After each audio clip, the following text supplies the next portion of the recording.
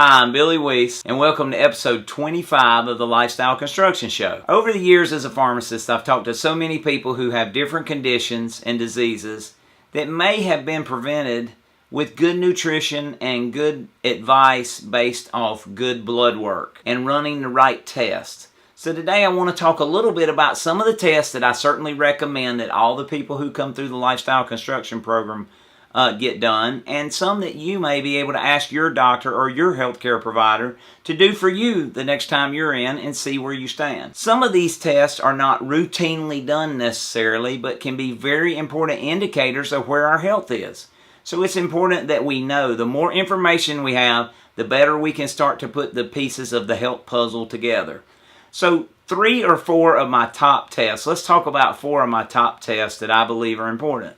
One that's becoming more and more popular every day is to know our vitamin D level, or our 25-hydroxy-D. So vitamin D can affect over 1,000 genes in our body. Vitamin D can be extremely important for our immune system. Vitamin D can even help my heart and brain work better and my bones be stronger. So having an optimal level of vitamin D can be very important. So the next time you're in for a test or a checkup, ask them if they will run a vitamin D level. The second test on my list that I think is super important is called a homocysteine test. Homocysteine can be a marker for things such as heart attack. It can be an indicator of Alzheimer's or dementia. And so there are certain supplements like our Super B complex that can help lower levels of homocysteine when they're elevated. But if we don't know they're elevated, we don't know where to start. So we need to find out where the homocysteine levels are with a simple blood test. So you can certainly ask for a homocysteine blood level test. And third on the list is an HSCRP, or a high sensitivity C-reactive protein. This test can be a big marker of show us as a marker of inflammation throughout our body. Now, having a high CRP level can make me more likely to have a heart attack, a stroke, a blood clot.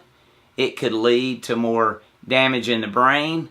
So all these kind of things, it's important to know what our C-reactive protein number is, because inflammation is really at the root of if not most of today's diseases and conditions that we suffer from. So having a good read on our high sensitivity C-reactive protein level is a great place. And again, there are supplements and plans and foods that can help lower this level also. The fourth test that we can do that can be very beneficial to our optimal health is a fasting insulin level. Not a fasting sugar level, not a glucose level, but actually our insulin level. This is a marker that is very important for us to know how your body is utilizing sugars and fats and proteins, but specifically carbohydrates and sugars that the body's taking in. Is the body able to process them efficiently without creating a huge insulin response? Because that huge insulin response, if we have it, is what creates and leads to more inflammation, which I've already hit on how important reducing our inflammation is. So we need to know if you are insulin resistant. Recent research shows that 1 in 2 Americans are insulin resistant, and a lot of us go around and are not even sure or don't know because we're not having a fasting insulin level done. So those are just 4 simple tests that you can ask for and have done at your next checkup. Or certainly we can help you if you come to the Lifestyle Construction Program.